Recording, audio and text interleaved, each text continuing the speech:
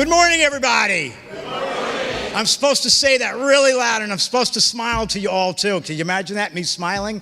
All right, so I'm going to do that. So take a picture, because here I am. All right, again, welcome to our first ever program partnering with Memorial Healthcare Systems. Yes, MS Views and News partners with different healthcare systems around the country, so that way we can bring to the communities around and let them see what these MS centers have. So we're doing that. Today's program, like I said, is with Memorial Healthcare, and it's going to be a day filled of learning for you, so you get to hear, you know, the different modalities or different disciplines of therapy that they have. For those that do not know, my name is Stuart Schlossman. I too have multiple sclerosis, and this began long ago, and that's why you can ask me about it later on. In the back of the room, I want you all to see Jennifer Falk. She's responsible for a lot of the programs that we do, as she writes like all the grants that we do for all the different programs. And speaking about our grants, everybody, and the amount of programs we do, this year, 55 programs across the United States. 55 programs in 52 weeks. There's a lot of weeks that are doubled up, a lot of time on the road and far away. Again, how many are we doing outside the state of Florida? We're doing programs now in 23 states. 23 states, so that's a lot of crisscrossing around. And we're hitting California a few times this year. In fact, at the beginning of December, I'll be back again. It's big trips, big tiring things to do. Since we first began doing programs in February of 2010, we have now held over 310 programs. I can't say over 320, so I say over 310, okay? So that's a great thing, and again, the reason for this is people need it. We are now affecting thousands and thousands of people just from our educational programs, and again, like I mentioned before, social media, between Facebook, Twitter, YouTube, Instagram, we are now bringing our information to over 50,000 people. Okay, over 50,000 see what we're doing every single day, and this is awesome. So now I want to introduce you to Memorial Healthcare System. So Memorial has multiple sclerosis and neurology center at Memorial Neuroscience Institute. The MS and Neuroimmunology Center is dedicated to providing advanced neurological consultation and extraordinary care to individuals with multiple sclerosis. They focus on all aspects of the disease, including diagnosis, clinical trials, brain imaging, and laboratory research. They strive to improve the health and hope of MS patients through advocacy, education, and advanced treatment and research. I would like you all to pay attention to the screen here, as we have a 30-second video to show you. Barbara trusts Memorial Neuroscience Institute to care for her multiple sclerosis. She receives everyday extraordinary care, and you can too, even for the most complex cases. The intensive focus of fellowship-trained physicians and specialists, extensive testing, and enhanced multidisciplinary treatment options means Barbara is back to living extraordinary every day. Make your appointment now at memorialneuroscience.com/ms. All right, before we have Dr. Subei come up and speak, I want to introduce you all to somebody who does a lot of talks at a lot of our programs around the United States, and his name is Jeffrey Siegel. He's a personal trainer, and he's just going to help you stretch for 2 minutes, okay? Come on up, Jeff.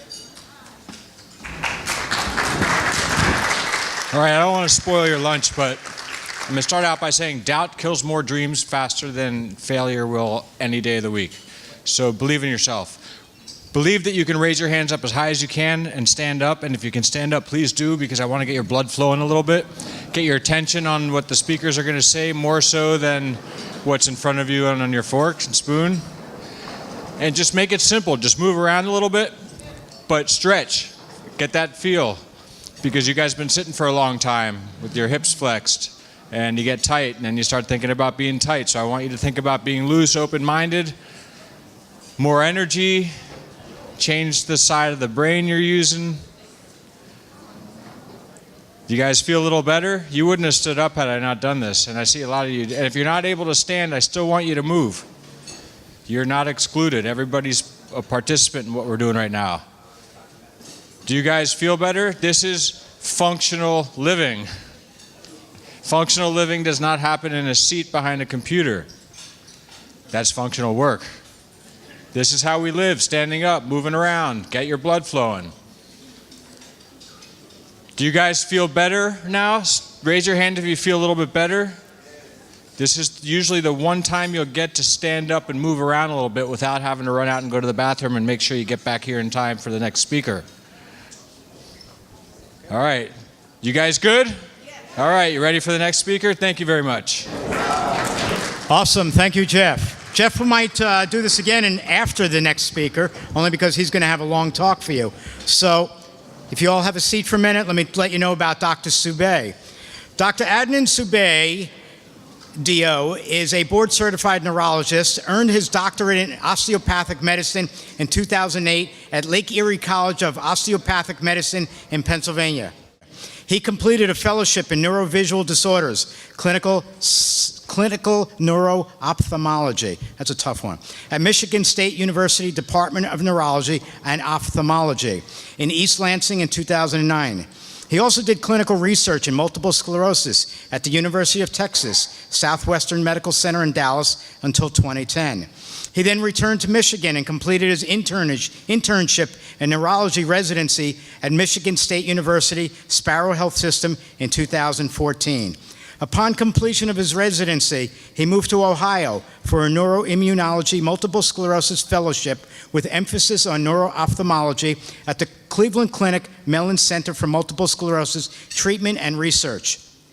His fellowship was sponsored by the Clinical Care Physician Scholarship granted by the National Multiple Sclerosis Society.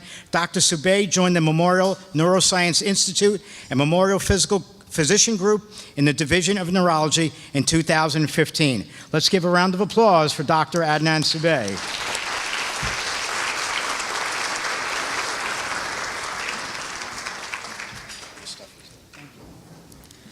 Hello, everyone.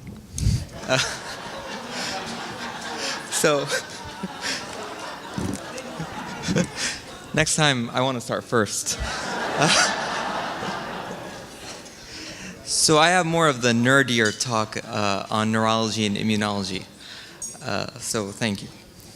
So I do want to disclose that I have a consultation for Genzyme, but I did not receive fees for it. So what is MS? MS, we all know, some information about MS, and it's an inflammatory disorder of the nervous system. It's autoimmune.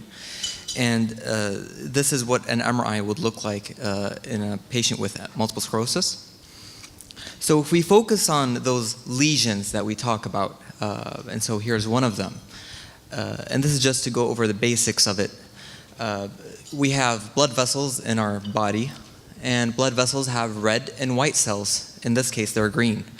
But these white cells will get activated by certain cells, and then they will be triggered to attack our own self. That's why it's called autoimmune. And so once those white cells become active, then in the periphery, then they'll come into the brain, and they'll start to cause damage in the brain and spinal cord. And this is the rest of the inflammation that you see.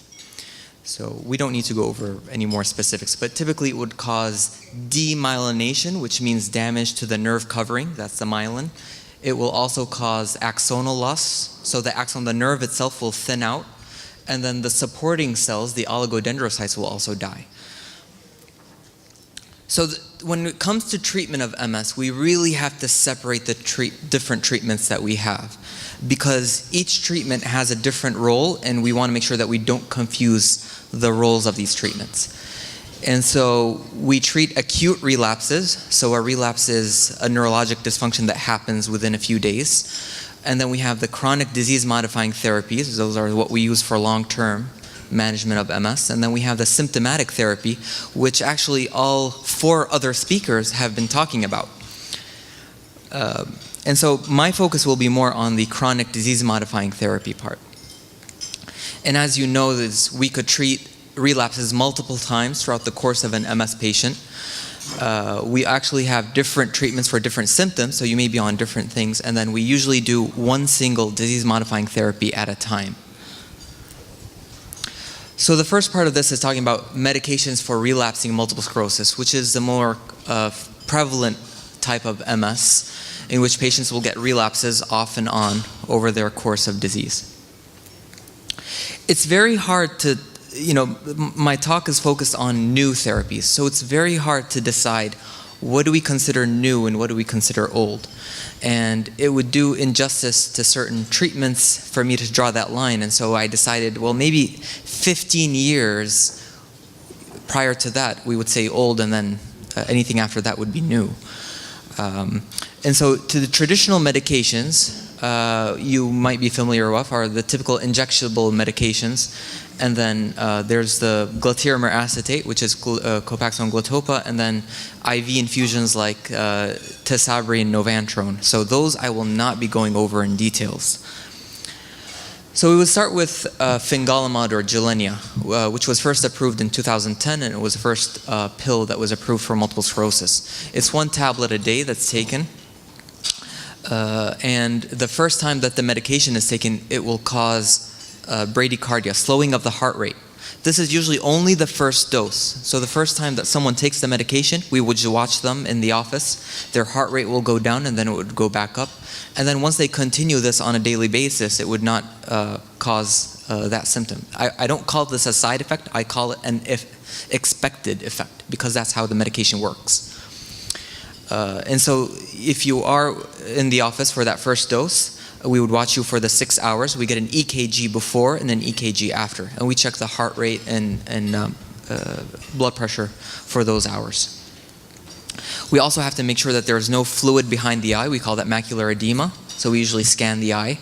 And then there are certain labs that we have to do on a routine basis.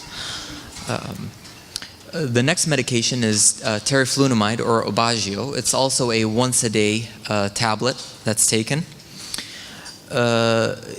We don't have to watch for that first dose effect, but there are certain things that we have to look out for, and that's it could cause some birth defects in women who may become pregnant, and we also have to watch for liver toxicity. And then there may also be some hair thinning, not to the extent that the cartoon shows, but there may be that. And so Aubagio is unique in that it stays in the body for a long period of time, and so it could take months to up to 2 years for it to be eliminated. And so sometimes if we need to take the medication out, then we can flush it out with cholestyramine or activated charcoal. The next medication is dimethyl fumarate or Tecfidera, and it's a twice-a-day medication. With Tecfidera, we have to do a slow titration, so we go up on the dosing slowly, and that's to prevent its common side effects, and that's flushing, abdominal pain, diarrhea, and nausea. So we try to mitigate this with a slower dose increase, and then sometimes with a flushing, taking aspirin prior would help. The next medication is alemtuzumab or Lemtrada. This is a bit different from the other medications, that it's an infusion. So an infusion that's also unique from the different infusions is that it's only given under 2 doses. And so the first year, patients would get 5 consecutive days of the medication. So typically we would do Monday to Friday. And then in the second year, we would do another 3 days of the infusion, and that's typically it. The effect of the medication would last up to 5 years. Now, we do have to do some very strict monitoring for those 5 years after the treatment, and so before considering this medication, we have to make sure that we will be in contact for 5 years to make sure that we go over the testing. There are some infusion-related side effects that may occur, headache, nausea, rash, itching, and so usually we pre-medicate patients before their infusion to make sure that they tolerate it. And I could say in almost all of the patients that I've infused, they've not had any serious side effects from the infusion itself. Now, the monitoring or the side effects that may come afterwards over the years are kind of in 3 big categories. And so different autoimmune diseases. So what I tell patients is that we may take away the MS, but you may get a different autoimmune disease. And so most commonly it would be thyroid, could also be a blood disease or a kidney disease to a much lesser extent.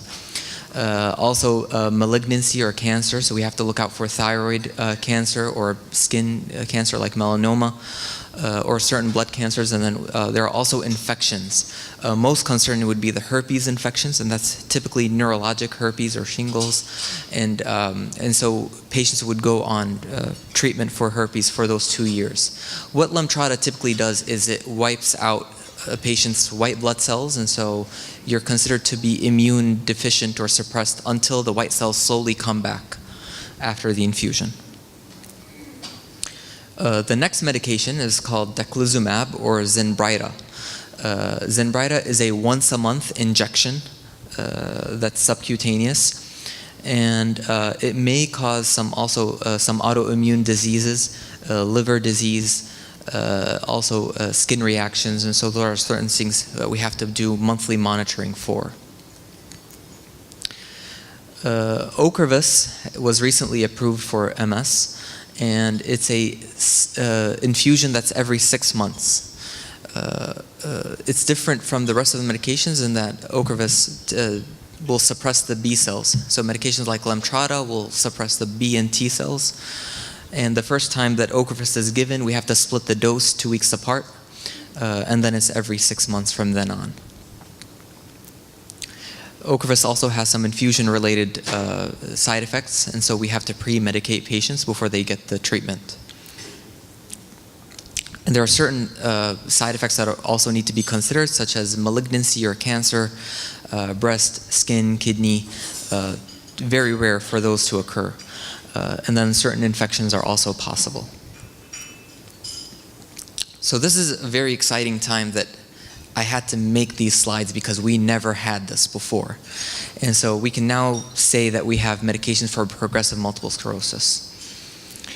And Ocrevus is that first medication that's approved by the FDA for primary progressive MS.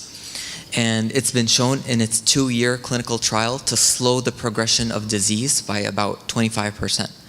And which is modest, but still exciting because no other treatment has shown that. And so the protocol would not be any different for patients who get Ocrevus for primary progressive multiple sclerosis. It would still be an infusion every 6 months with splitting the dose 2 weeks apart the first time it's administered. And this is just data to show that it has actually slowed the progression of the disease, or the disability of patients has slowed down. And then also there is less brain atrophy that's seen on patients who get Ocrevus. Now, there's a big asterisk next to treatment that we have to consider, and that's what kind of patients were recruited for the clinical trial. Most clinical trials will recruit patients ages 18 to 55.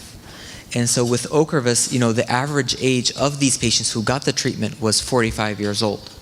And their average duration of treatment, the average age that they've had MS for was about 7 years or so. And so while it showed the effect in these types of patients. That doesn't mean that we don't know, that doesn't mean that it wouldn't help in older patients who have had the disease for longer. We just don't know what kind of an effect it would be. And so Biotin is not a disease-modifying therapy per se. So it's a B-complex supplement that has been compounded and studied in patients with multiple sclerosis. It started out in a small study in France. They took 23 patients, and it was patients with relapsing MS and progressive MS, and they gave them Biotin. And so different from the usual clinical trials is that these patients knew what they were taking, the physicians knew what they were taking, and there was no placebo involved. So take this medicine, and then let's see how you do. And so when they measured their disability after, I believe it was 6 months, they found that it had stabilized or improved. And so then they decided, okay, well, let's carry this further into another study. So they did another trial that was about 150 patients. And they did placebo and they did Biotin. And they also found benefit in those patients who took it. And so now we believe that there may be a role for Biotin in slowing progression of disease.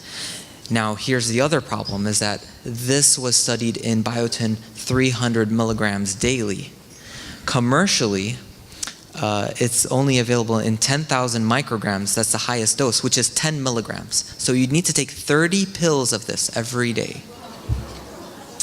So you could still get it from certain compounding pharmacies, and so you may be able to find a pharmacy that will compound it for you. Your hair and nails will look pretty on Biotin. So now I will talk about two other medications that are not yet approved for progressive multiple sclerosis, but they will soon be coming into the market, and so I'm excited to show this data. And this was shown also last week at the International ECTRIMS meeting for multiple sclerosis. And so siponimod is a cousin of Jelenia, fingolimod. It's a similar medication, but more specific, and it was studied in patients with secondary progressive multiple sclerosis. And it has shown to reduce disability progression in those patients. It was also a modest effect, but it was still there. And this is also to show brain data as well. So it's pretty exciting. And siponimod is studied in secondary progressive, and so whereas Ocrevus was studied in primary progressive. So this is exciting that it still showed improvement in patients with secondary progressive. The second one is Ibudilast, and that was tested in progressive MS, so it was either primary progressive or secondary progressive, and it also showed that it slowed down the degree of brain atrophy and disability. All right. So the next talk part of the talk is how do these medications compare? Because we're at an era where it's no longer here's A, B, C, D, R, pick which one you want. These medications have different efficacies and different effects, and so we really have to tailor our therapy. And a lot of patients ask me, well, what's better, this or that? And a lot of times I'm going to say, I don't know, but in certain cases I'm going to say, yes, I know. Because you can only compare medications if they have been officially tested in a clinical trial head-to-head. And remember is that when we treat MS, we have three goals. One is decreasing the number of relapses that patients would get. Second would be is decreasing the number of lesions that would develop on an MRI. And then third is prolonging or abolishing the disability down the road. Now the disability part is hard to prove because trials are only for 2 years and there's not a lot of change that happens in 2 years. It's more over a longer period of time. But if we focus on minimizing the relapses and MRI portion, then we can hopefully prolong the disability. And so in its early trials, Jelenia was compared to Avonex, and it was shown to be superior at improving relapses and MRI data. So we can safely say that Jelenia is superior to Avonex. Aubagio was compared to Rebif, but this trial was done in a different way, and so they were looking at the first patient to have a relapse, and so it's a different way of analyzing data. So it essentially they did the same. So there was no difference between Aubagio and Rebif, but it could be the way that the trial was designed. Tecfidera was shown to be superior than Copaxone in relapses and MRI activity. Lemtrada versus Rebif was superior also in controlling the disease. So most of these newer agents is they've used the older medications that have been on the market, and so they've tested them against. Especially nowadays that it's inhumane for us to do a trial of an MS medication versus placebo. So we always now use an active comparator. This is showing you MRI data on Lemtrada and Rebif, showing superior control. Zenbrida was also compared versus Avonex, and it was shown to be superior. Ocrevus was tested versus Rebif, and it's also superior to that. Now, there was no official trial that was done comparing Jelenia to Tecfidera, and that's the question that everyone has is, which is better? And so there is no large clinical trial, but there are certain centers, including the Cleveland Clinic, University of Colorado, and then some other collaborations that have looked at the two, and essentially there is no difference between Tecfidera and Jelenia. And this is data showing from another group. So, why is treating MS so important? Well, because I like to use analogies because they tend to deliver the message better, because it's hard to think about white cells and lesions and progression, these complex words. So your brain is a fortress, your nervous system is like a fortress, and you have an army of cells that are attacking. And yes, we may, if you think of the date that someone was diagnosed, maybe there were even symptoms before that, and maybe it was starting to attack even before the symptoms started. And so you have this constant battle of cells attacking the nervous system. Some of it we realize, which is the relapses, and some of it is beneath us that we don't realize is happening, and that's what we see on MRI. And so we really have to put an end to these attacks. And so this is why it's very important to treat MS. Now, are all these treatments the same? No, they're not. And we have to judge how active the MS is and use the medication that is strong enough to stop those cells from attacking. And so, what is the typical progression? Well, we've looked at data from years ago at patients who have not been treated. What is the rate of this relapsing disease being converted into a progressive disease, secondary progressive? And it typically takes about 20 years, up to 20 years for someone to convert into a progressive form of the disease. And that usually means that, okay, we've got 20 years for us to put a hold, and that's our investment, so that later on we could see the fruit of our change. And this number varies obviously from one person to another, but we're taking larger populations. So an EDSS is the score that we use to judge how disabled someone is. An EDSS of 6 means someone is holding a cane. And so the time it takes for someone to start needing a cane is about 20 years. So it kind of fits with that progression into secondary progressive. Now, I understand that not everyone follows under this. So there are some people who are much sooner and some people who are later, but this is about the ballpark. And so we always have to take into consideration is how long that person had MS, and how much activity there is for us to try to suppress it and stop it where it's at. And so my analogy for these disease-modifying therapies are kind of like guns. So you have cells that are attacking, and you want to try to stop them where they're at. And so some people use something like a Nerf gun to try to stop those cells. You can use a real gun instead. You could use a rifle, maybe a missile or a nuclear warhead. Some people actually use a water spray, which is essentially ineffective at treating the disease at all. And you can pick which one you want at try to stopping the disease. The goal is no more relapses, no more MRI changes, and no more disability progression. That is what we are looking for. So to summarize, MS is an autoimmune inflammatory disease that is constantly picking at your nervous system. We have 15 approved disease-modifying therapies for relapsing MS, and we have many more to come. We have our first FDA-approved medication for primary progressive MS, and we do have more to come. Medications have various efficacies and side effects, and we really should be tailoring our treatment to the patient depending on their degree of activity. And thank you so much.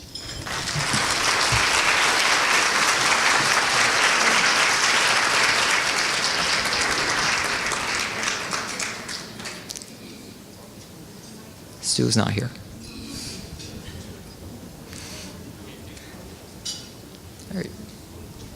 All right, we can start with questions. So go ahead. I do need a mic. I can hear you. I can repeat your question.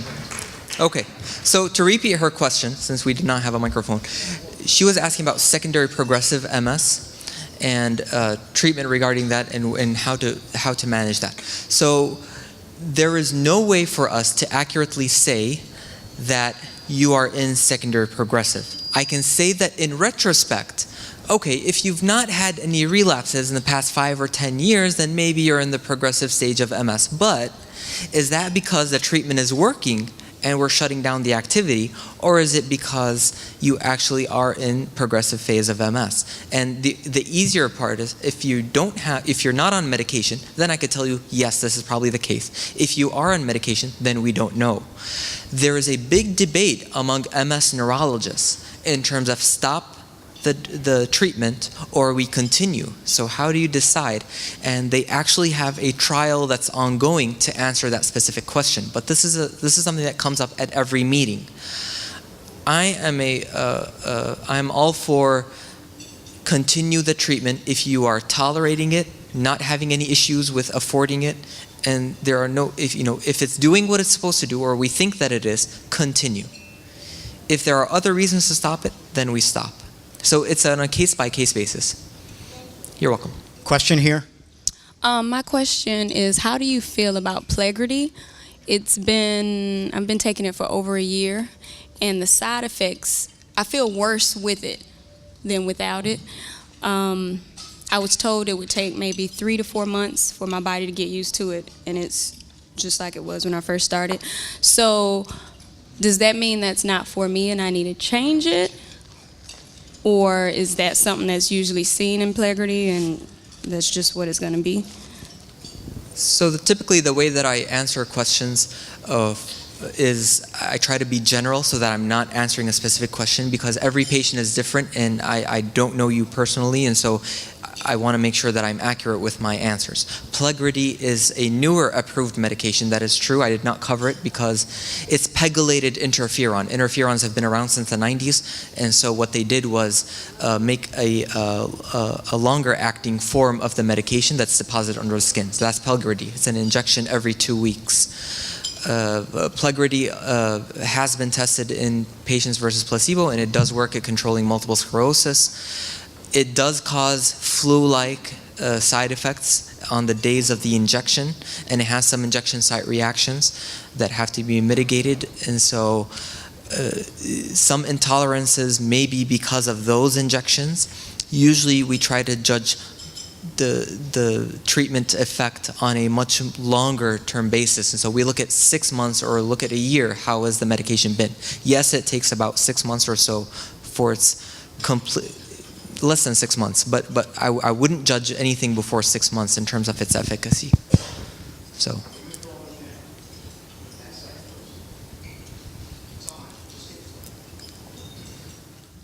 Doctor, you've been, a lot of the things that we've been saying has been better living through chemistry. Are there any studies that have looked at gut microbes' impact on MS? I know there are studies already that have seemed to find a correlation between gut microbes and I believe it was Alzheimer's. Do you have any data on the other side of that?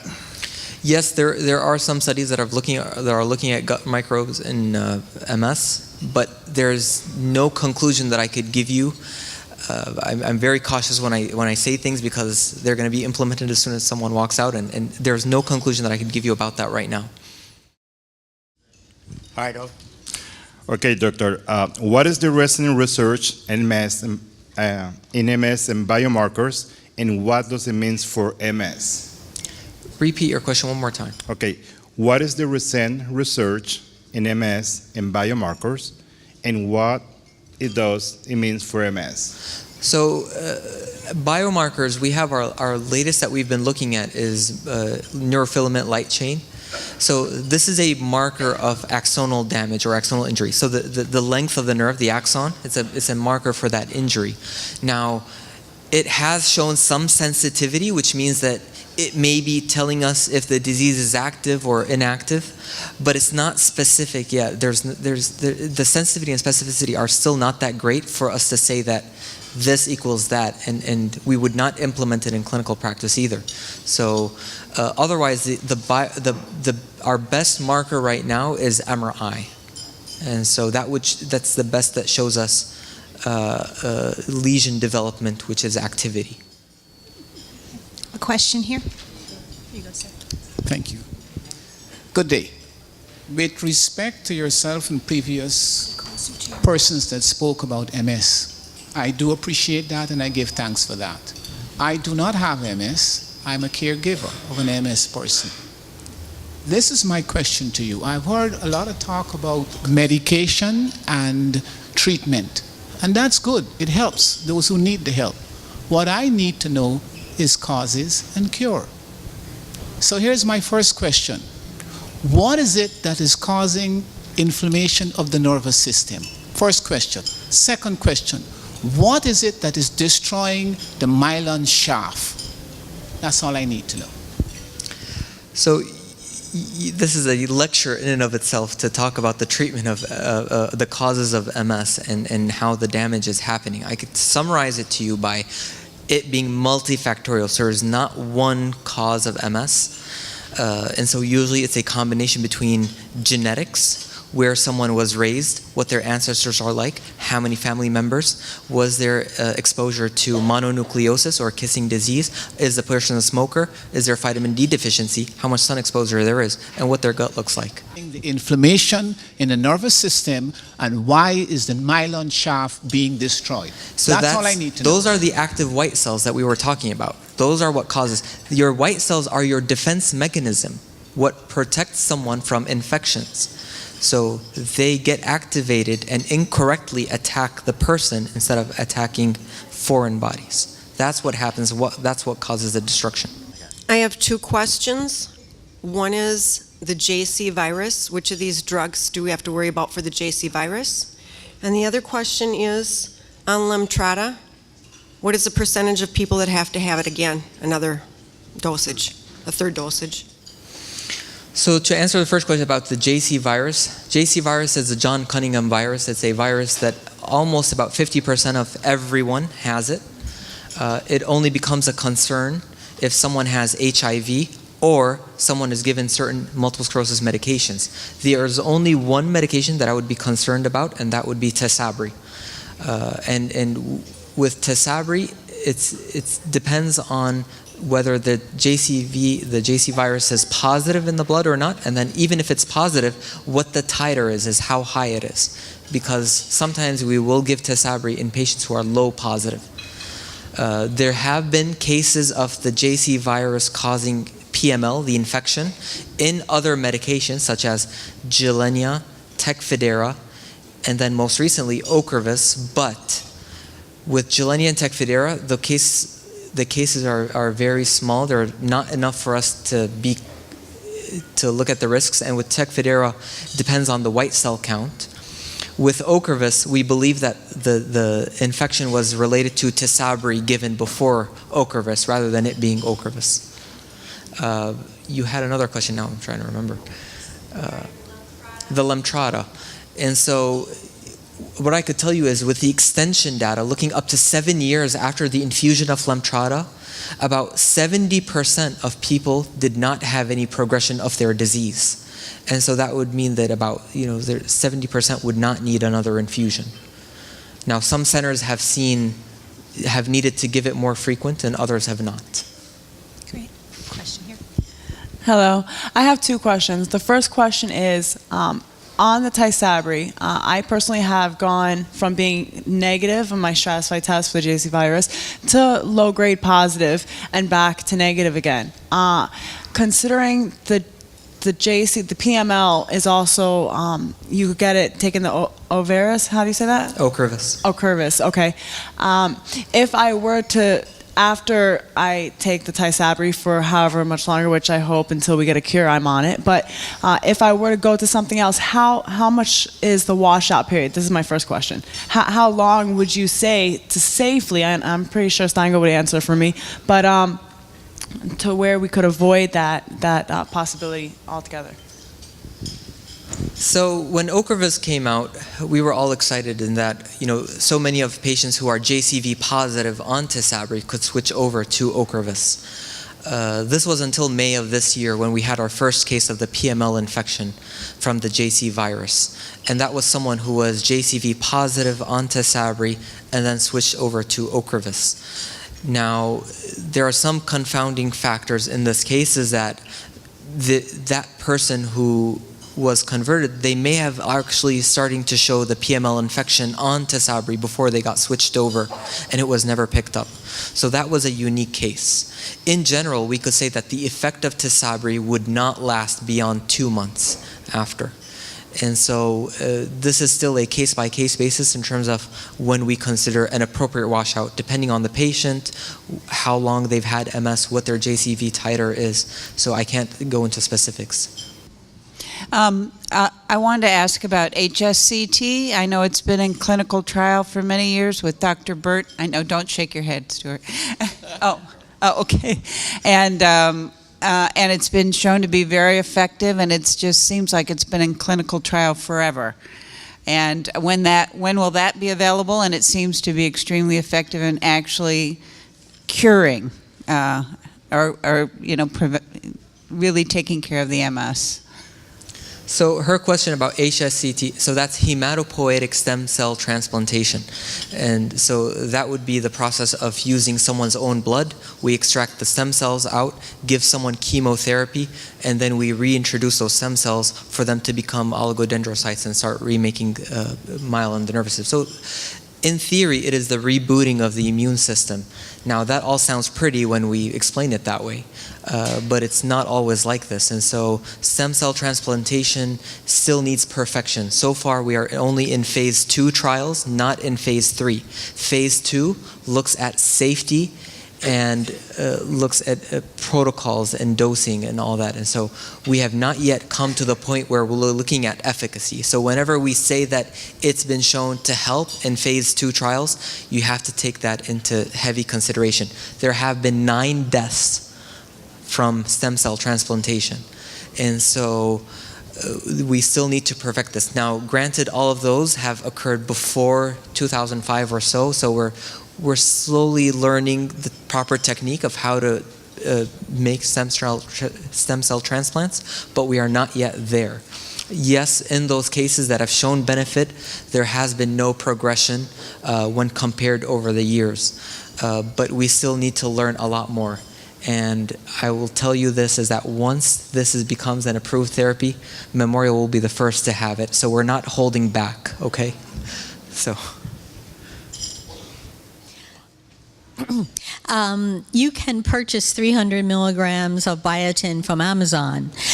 It seems that it has no side effects, so why wouldn't everyone just choose to take that, since it sounded pretty good from what you said?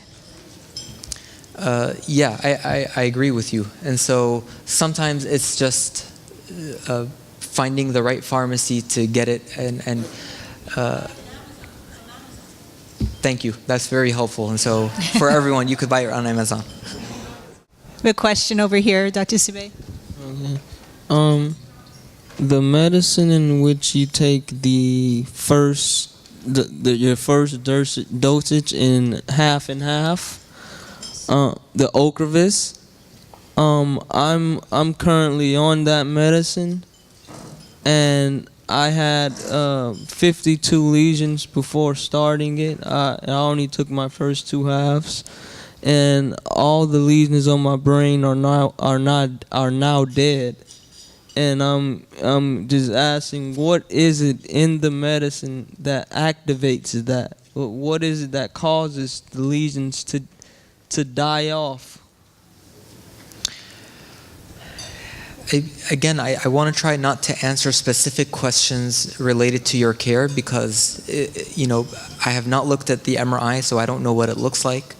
But I could tell you that Ocrevus is a B cell therapy. So of the 2 major T cell, white cell types, B and T cells, Ocrevus will shut down the B cells. And we think that it works effectively within a month of the infusion in terms of shutting down the activity on MRI. And relapses. If there are any other changes on the MRI after Ocrevus, that needs to be looked into by your neurologist.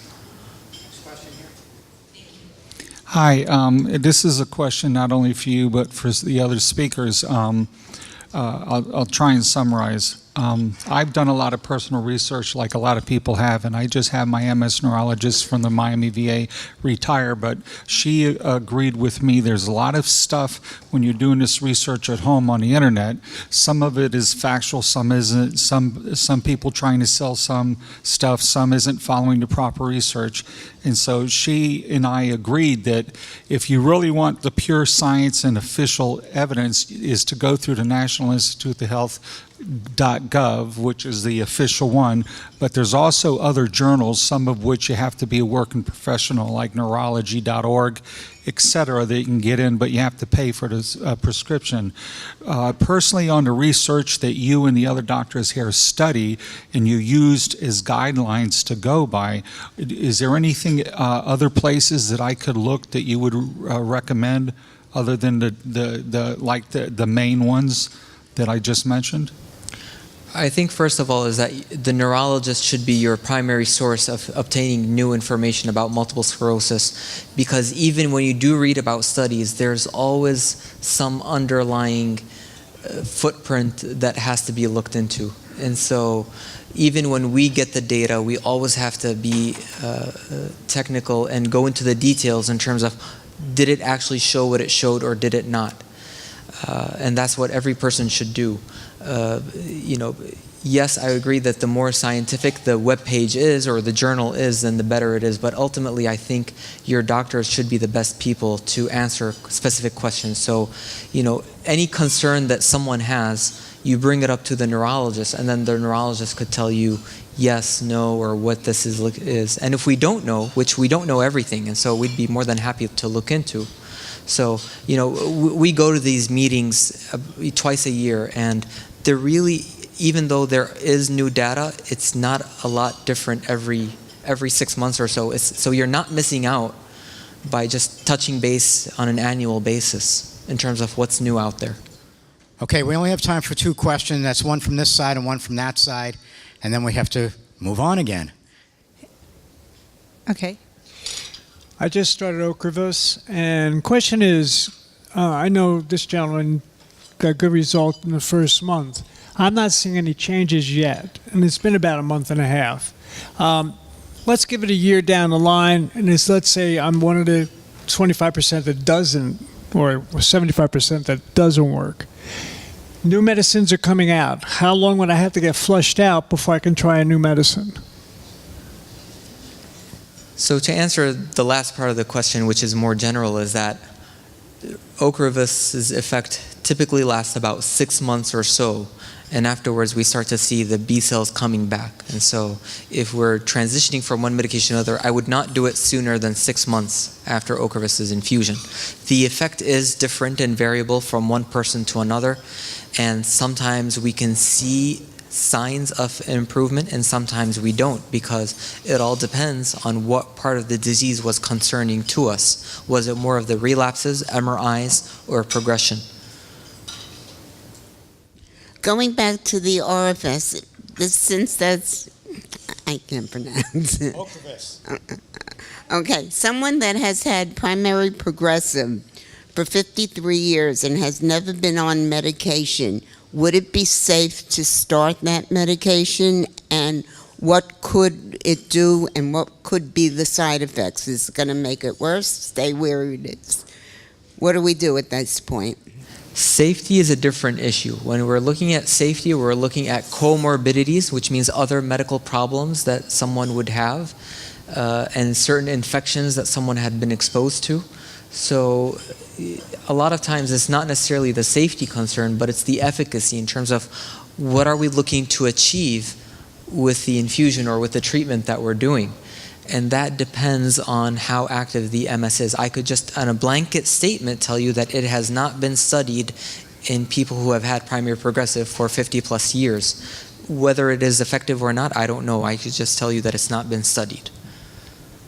So. Thank you, Dr. Thank you.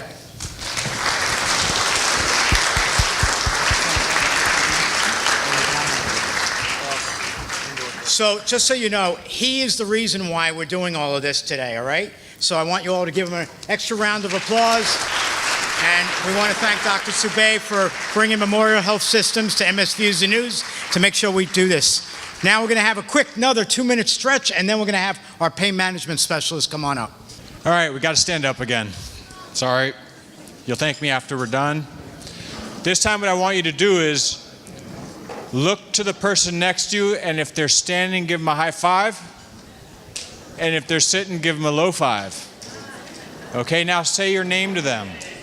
Tell the person next to you your name, and then look at the other side and ask what their name is. But I want some movement. Move around a little bit. This is your chance. You guys all asked a question now. You've all asked someone's name. So you didn't have to ask a question to the physicians, but you're a part of the program, and you're moving around, and you're going to be more attentive for the next speaker. You guys feel good? I don't hear you. Are you sure? You guys know everybody's name? Working on it. Okay, that's right. It's a work in progress. All right, another high five to your left. You can't all do it to your left, or else you wouldn't do a high five. Just to the person next to you. Low five, high five. Just get yourself moving.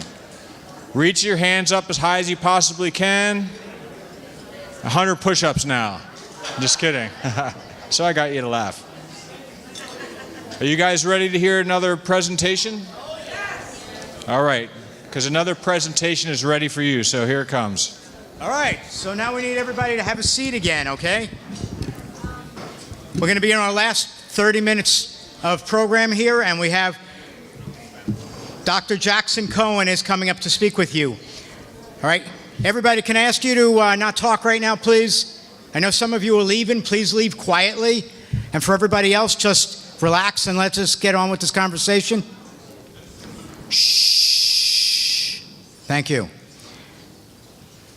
So, Dr. Jackson Cohen, MD, is an interventional pain medicine specialist. Dr. Cohen is fellowship trained, board certified, and interventional pain medical physician. He completed his residency in physical medicine and rehabilitation, followed by a fellowship in interventional pain medicine at the University of Miami Jackson Memorial Hospital. Dr. Cohen specializes in the treatment of spine, musculoskeletal, and nerve pain. He performs a variety of non-surgical and minimally invasive surgical procedures, from fluoroscopic and ultrasound guided injections to the placement of spinal cord stimulators and intrathecal pumps. His ultimate goal is to provide pain relief for his patients, while also helping patients enjoy improved function and higher overall quality of life. Let's welcome Dr. Jackson Cohen. I get to shake your hand because I might not do it after. All right, thank you. Thank you. Thank you, guys. Thank you for being such a great audience today. And thank you for everyone that put on this event. So my name is Jackson Cohen. I specialize in interventional pain medicine. And it's an honor to be here today. So just a little bit about me. So I was born and raised in Los Angeles. And I finally made it to Hollywood. I just didn't know I was going to be in Florida. But I made it. And I grew up playing sports. I had some injuries in football, some knee surgeries. Unfortunately, I didn't make it to the NFL, but I did get into medicine, and it took me on this journey here. I went through Texas, University of Texas at Austin for college. I went to Grenada for medical school at St. George's University, and then was in New York for 3 years doing my internship in Brooklyn, and then I came to Miami for my residency and fellowship. So interventional pain medicine. So pain management is kind of the general field. Interventional pain medicine is a little more specific, where we specialize in minimally invasive procedures and techniques to really target the source of the pain and try and diagnose where the pain is coming from, with the main goal, like we've talked a lot with all the speakers today, to really improve your function and quality of life. And sometimes treating pain can get you to that point. So we do have specialized training in interventional spine procedures, musculoskeletal treatments, painful neurological conditions, and implantable devices. So we'll go over some of these today. So with our background in physical medicine and rehabilitation and pain medicine, we really utilize a comprehensive, family-centered, multidisciplinary approach to pain. And I think this is really important because every patient's different, every condition's different, and they respond differently to different treatments.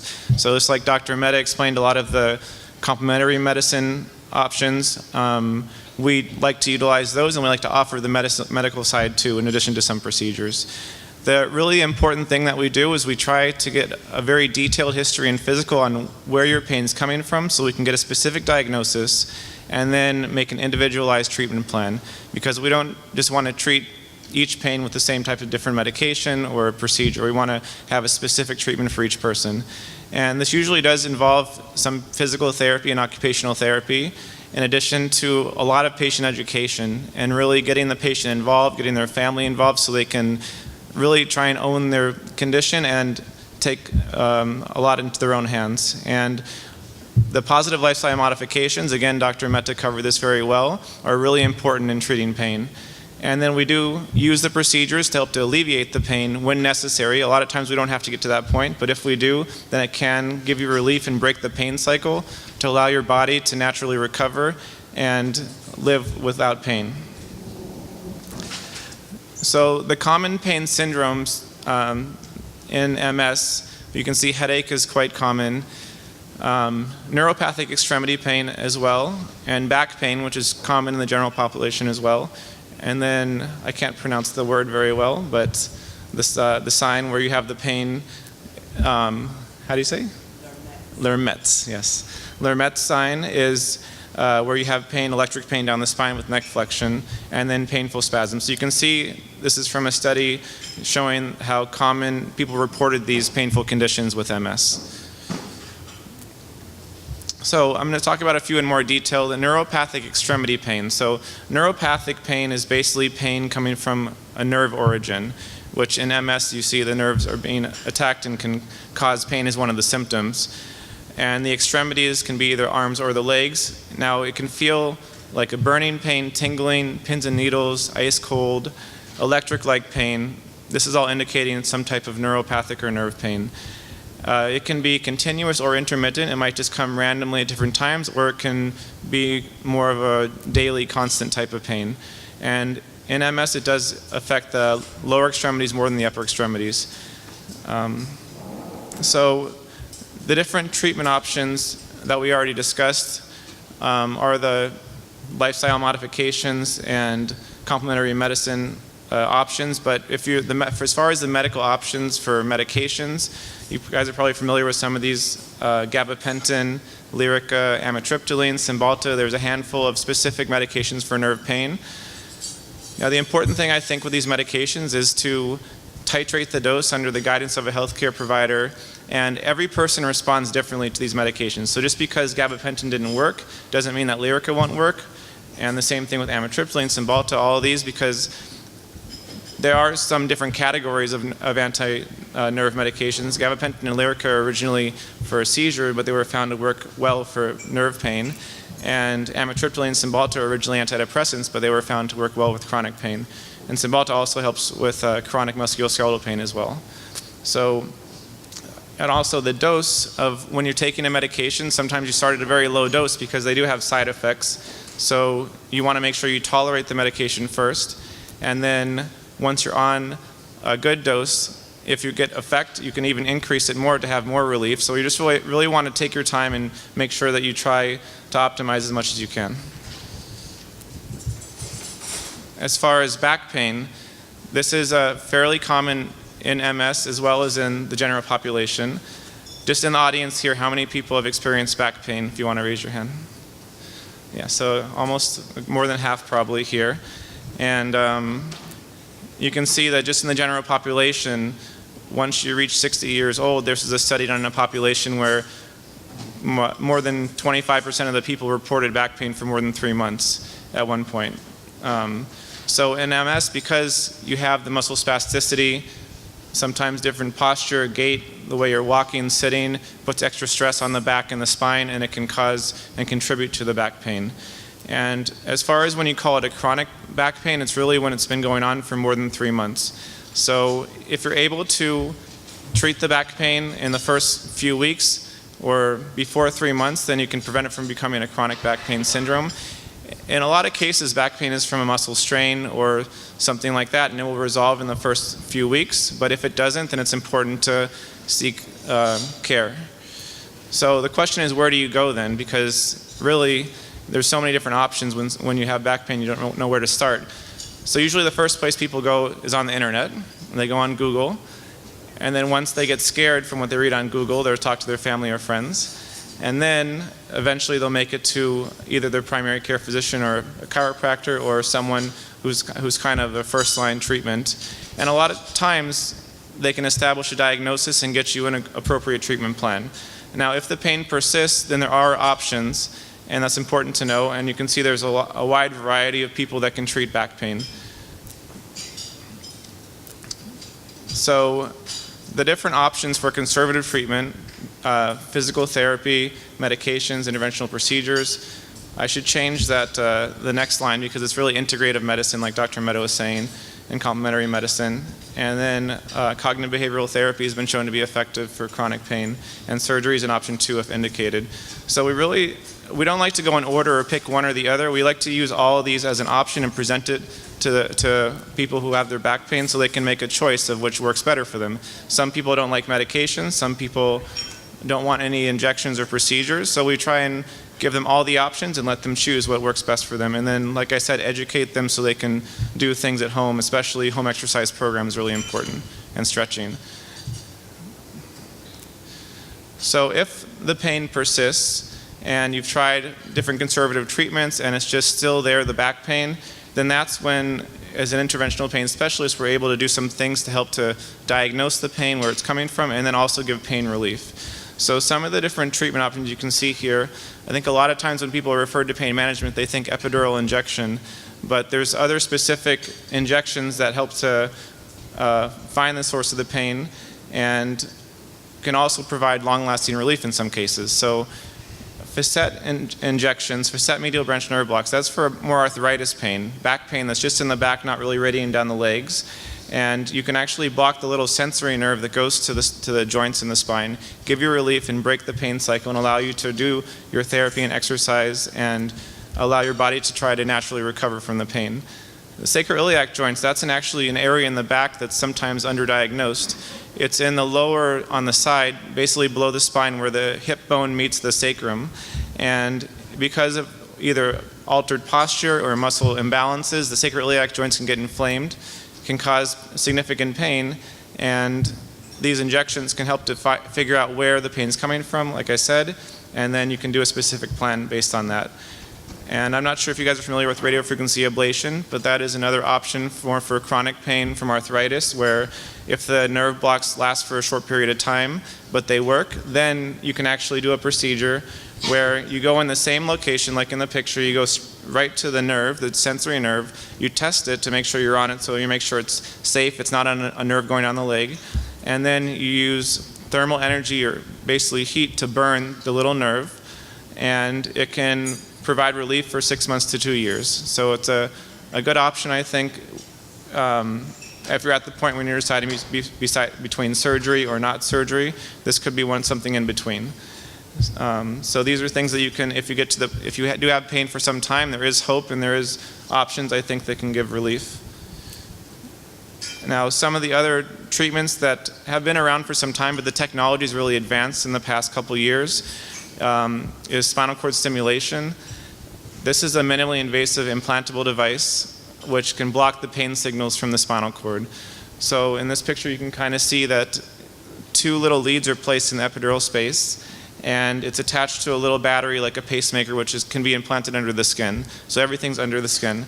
But it's really for intractable pain. So it's not used that frequently, but it is an option when people have failed all the medications or even had back surgery, and then this can be really life-changing in some cases.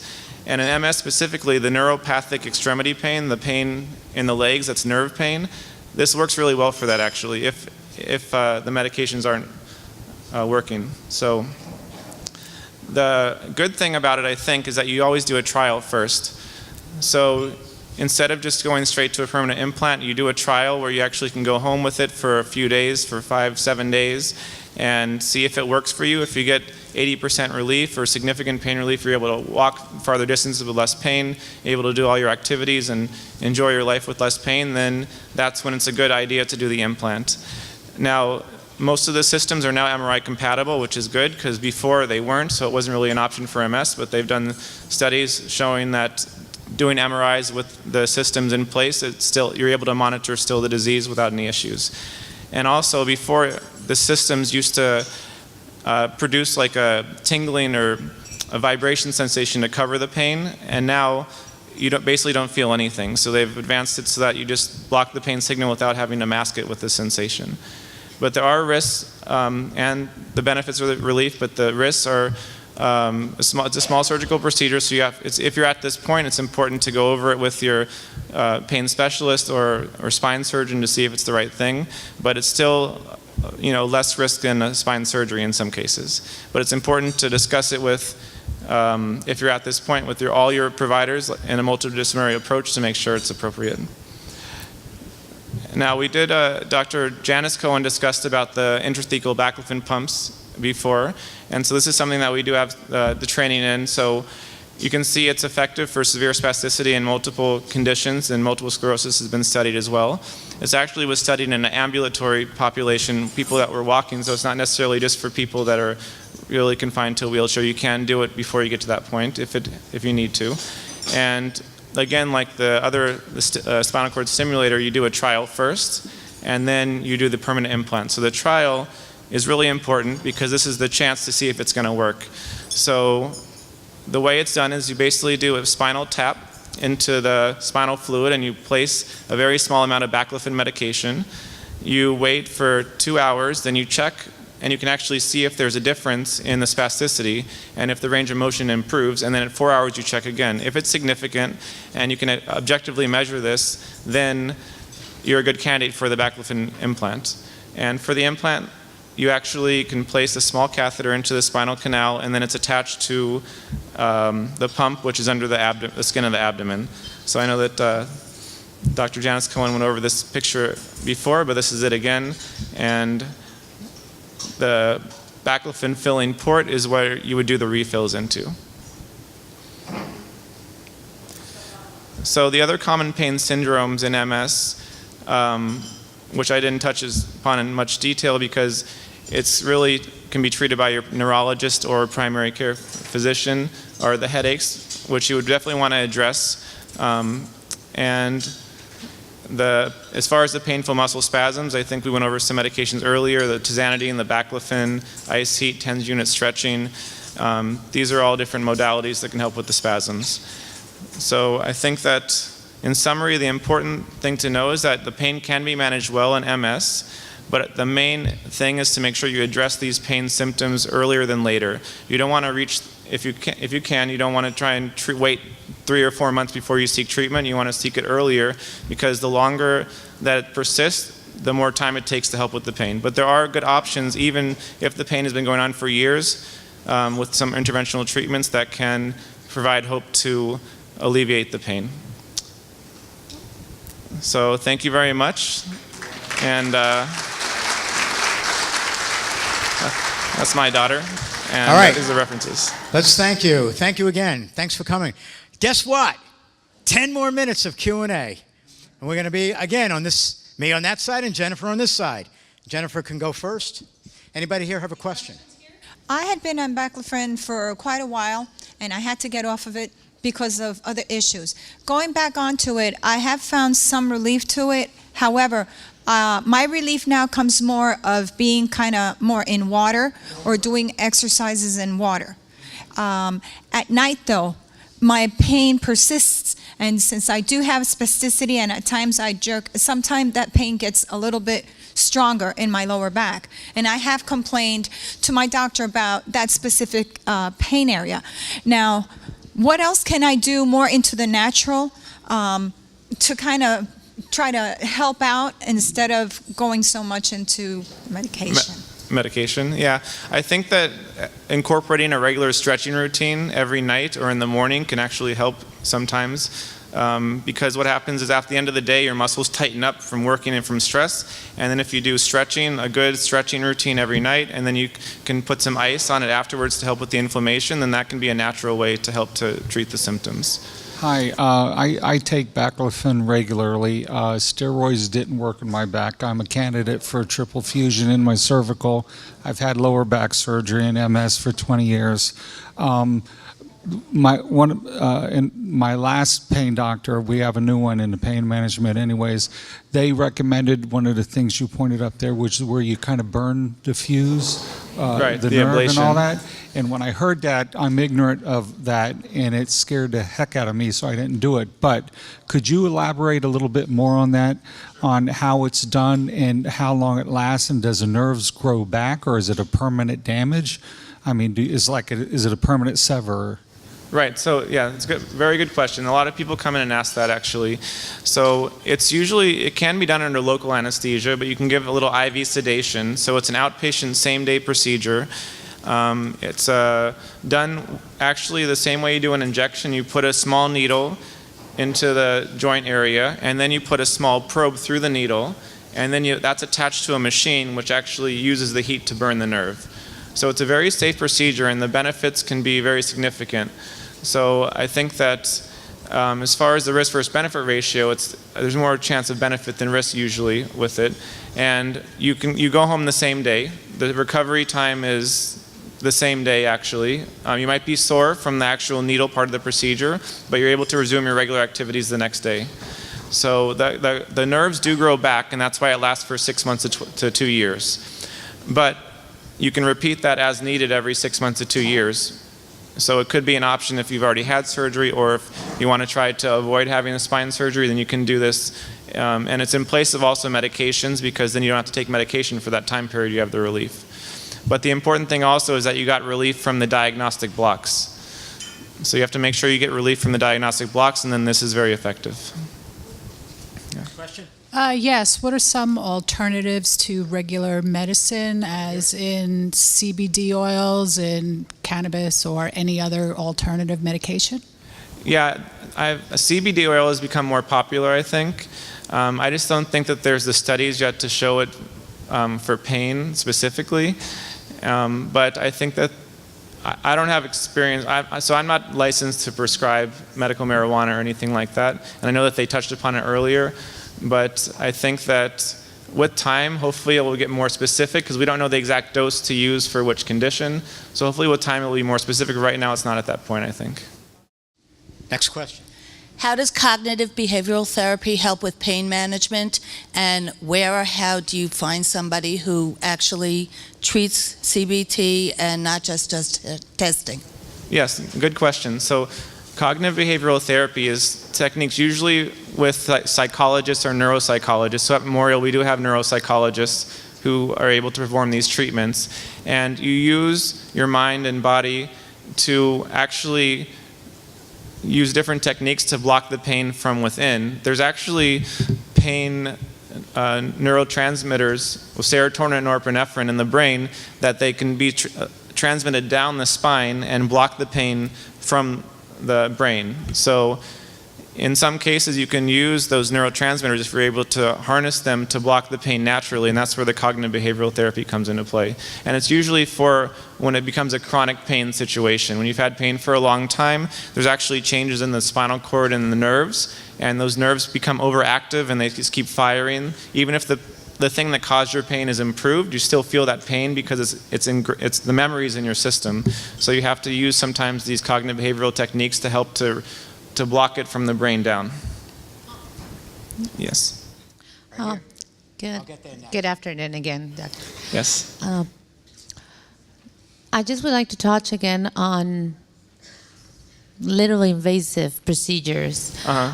Again, many of us are in not just a treatment for MS, whether it's pills or injections, Right. but also either for other issues or chronic issues that we have. Right. Medical. So many pills a day. Most of us are, and we all know that. Obviously, we're trying to reduce the amount of pills. Yes. So when we experience these pains, yes, we try going to physical therapy, occupational therapy, you know, with our ortho. But then when they get to that point of injecting something, I know you touched on what he asked. I don't know what the name was, but Radiofrequency ablation. the ablation, right. There's something before that, which would be like an injection that they do at the office, at the ortho's office. It is a very, at least to me, very scary to just look at the office. They have like an X-ray thing, and then they supposedly go into your back and they put an injection. Can you please elaborate on that, and what are the pros and cons, and how long does it last, and how does that work? Yes, very good question. So that's really what our specialty is about, interventional pain specialty. It's important to make sure that you do go to someone who is specialized in that, so that they do the proper technique, they have the proper equipment. So we use fluoroscopy or X-ray machines to guide the needle to the exact point in the spine where we're trying to go to. So it can be done in an office if you have a fluoroscopy suite in the office, or it can be done in a surgery center or a hospital. So the point of these procedures is to help to alleviate the pain from the source. So instead of giving medication just to kind of block the pain, mask it, we're going to go right to the source and usually inject a steroid medication for the inflammation, and that can actually help you come off of some pain medications for a period of time. Yeah. It can be done under sedation too. It can be done either under sedation or local anesthesia. So you can have an IV placed, and we give like twilight anesthesia. So you don't feel anything, you don't really remember anything, but you're not completely under general anesthesia. But you're very comfortable. Here at Memorial, we do our procedures in the outpatient surgery area. So we have the nursing staff, we have the anesthesiologist there. We have everybody there to make sure you're completely comfortable. So if you don't want to feel anything during the injection, then you won't feel anything. But some people are fine to do with local anesthesia, where you feel a little pinch in the skin, and then you feel pressure from the injection. But like I said, it's important to make sure that you go to someone who specializes in these treatments, but they can be very effective and help you not take as many medications for pain. Okay, a couple questions playing on what you've said. As far as the radiofrequency ablations, how often can you have them? And you have the spot injections that you can get to relieve the pain. Which is better, the spot injections or the radiofrequency ablations? But when you say spot injections, you mean for like where you go in and spot with a steroid or something? Okay, yeah. So usually you always start with that first, and in some cases you can do an injection and break the pain cycle and inflammation, and it could last for 3 months, 6 months, year, 2 years. Everyone responds differently. It really depends what you do after that. If you are able to get in a good lifestyle change, eat healthy, exercise, then the pain might not come back in your back. But if the pain does come back and it only lasts for a few months or a few weeks, those injections, then the radiofrequency is more effective, because that should last for 6 months to 2 years, and you can actually do it every 6 months if you need to. And like the Baclofen pump, as far as it's injected into you, what is the rejection rate of people having something injected or implanted into their system? There's not really a rejection rate, I don't think, because How it's large just. Is it? Yeah. How large is the pump? Pump. It's hard. It's this big.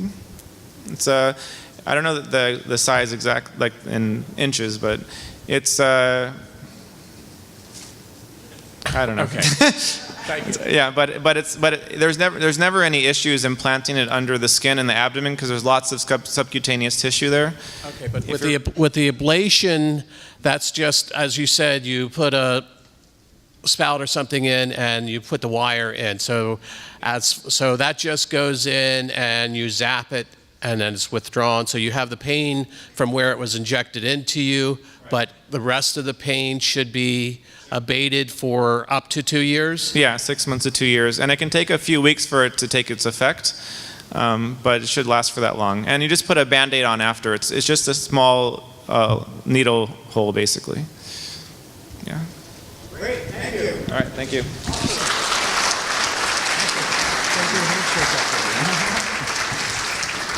Well, before I bid you all goodbye, I want to say a few things. First off, thank you everybody for coming here today. I mean, this was pretty awesome. Here we are many hours in already, and there's still 80-something people in the room, which is pretty great, all right? We topped out at about 150 today. That's pretty awesome. I want to thank you all for coming in and seeing what Memorial Health Systems has to offer you all. And we do hope that if you're not already registered for the MS Symposium next month, that you really look at what's happening at that program, because already over 230 are registered. And if you're not, There's a reason why there are 230 already registered, okay? So you need to go there and get on our website and sign up for that program. Now, though, I don't want to talk any more about that. We do have a winner here. Hopefully that winner's still here. Katrina Faust. Is she here? Katrina Faust is here? Look at that. Great. So Katrina won the Memorial Health basket, and for anybody that does not know where Memorial Health is or where their MS centers are, they are associated with Dr. Subei has 2 offices. He's at Memorial Regional, which is in East Hollywood, and he's also at Memorial West, which is right there off of Flamingo. So if you get an opportunity and you want to give them a call, then that's something that you may want to do. I'm not here to say, where you should go for your treatments. We just wanted to provide you with information, and fortunately, Memorial Health, wanted to do this as well. So a round of applause to Memorial Health. Thank you again, Dr. Subei. And, I have to thank you all for coming here, because these programs would mean nothing if you weren't here.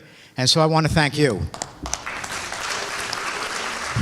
So, again, thank you to Bill, thank you to all of you, thank you to Memorial Health, and, of course, to the Signature Grant for what they did for all of you today. And everybody that helped out at this program, thank you, thank you, thank you. Have a great, safe day.